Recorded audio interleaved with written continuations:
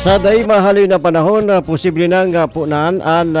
construction kan Integrated Transport Terminal Business Center sa Business Center Satellite Market and Bagsakan area sa Barangay Santiago sa Banwanin, Nabwa, Camarines Sur. Labo-labo naman ang ginigibong pag-dumping sa location kan bubugtakan kan sabing proyekto. Saro ini sa mga priority projects kan local government unit LGU sa pamamayon ni incumbent Mayor Fer Simbulan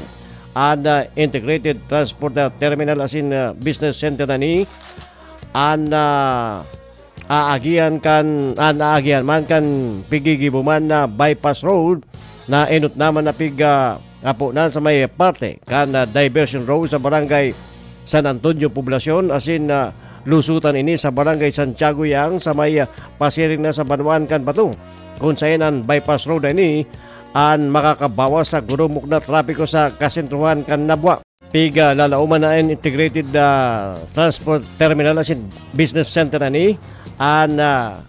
magkakaigwan ng domino effect huli sa pagsulputan ng mga negosyo digdi na mataong kanal sa mga saradit na negosyante asin dugang man na ingreso sa lokal na gobyerno kan Banwan ni Nabwa, Camarines Sur.